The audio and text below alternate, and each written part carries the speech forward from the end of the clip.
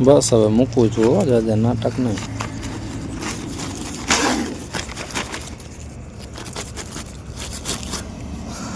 તમારા વાલા મિત્રો, આજે આ બાચકી મોટી છે અને આની અંદર જે વસ્તુ અત્યારે જે દાંડિયા રાસ રમે છે તે પણ મોટી છે.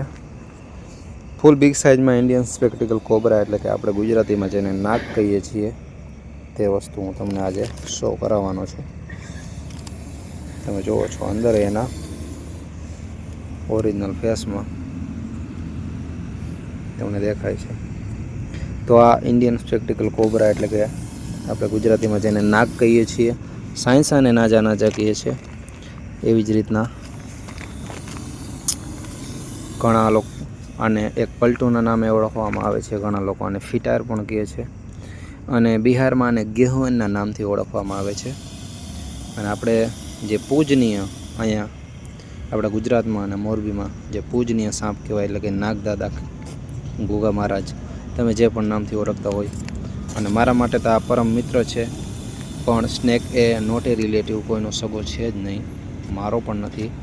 એટલે આપણે આને ગુડ બાય કહી દઈએ, રિલીઝ કરી દઈએ. આ જંગલ વિસ્તારમાં આપણે આને જે છે તે રિલીઝ કરી દઈએ. તમે જુઓ, આ તેની સાઈઝ સરસ મજાનો બિગ સાઇઝમાં કોબરા. લગભગ આની જે સાઇઝ છે તે 6 ફૂટ જેટલી છે.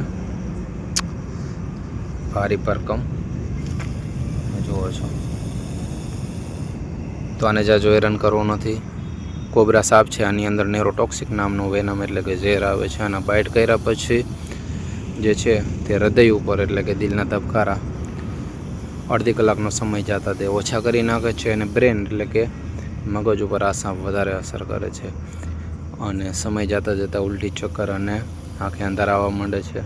1 કલાક જેવો સમય જતાં જો માણસની તાસીર જે રીતના છે તે રીતના એના ઉપર અસર કરે છે. જો તમને સમયસર ટ્રીટમેન્ટ ના મળે તો કલાક, સવા કલાક, વધીને 1.5 કલાક જેટલો સમય જતાં માણસનું મૃત્યુ પણ થાય છે. તો બને ત્યાં લગી સાપ બાઇટ કરે તો હોસ્પિટલે જવું નમ્ર વિનંતી છે. હું તમને આ બધાને વિડીયો બનાવીને ગળા તાણીને હું હોસ્પિટલ જવાનું કહું છું. કોઈને જાવવાળા જાય છે, બાકી તો જે સામા અમે કોમેન્ટો કરીને જે છે એવા શબ્દો કહે છે સાહેબો કે અમારી જિંદગી ને અમારા માતાજી ને અમારે જે કરવાનું છે તે અમે કરી જ છીએ, ભાઈ તમે કાંઈ સલાહ ન આપો. તો હું સલાહ જે લોકો આપણા મતલબ જે હું કહું છું એના ઉપર જે લોકો નિયમ ઉપર હાલે છે તેના માટે જો વિડીયો બનાવું છું. બાકીને કોઈને હું પ્રાણ કહેતોય નથી કે મારા વિડીયો જોવો, મારે કોઈની જરૂર નથી. હું તમારી એક સારા માટે કહું છું, કારણ કે આ ઝેરી સાપ છે.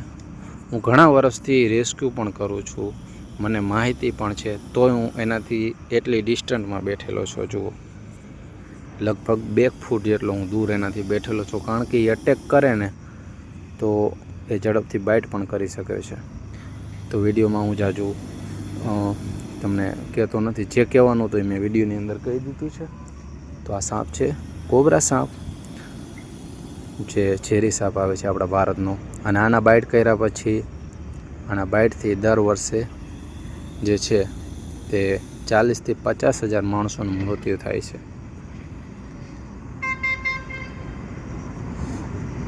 એમાં વધારે જે છે મહિલાનું મૃત્યુ થાય છે.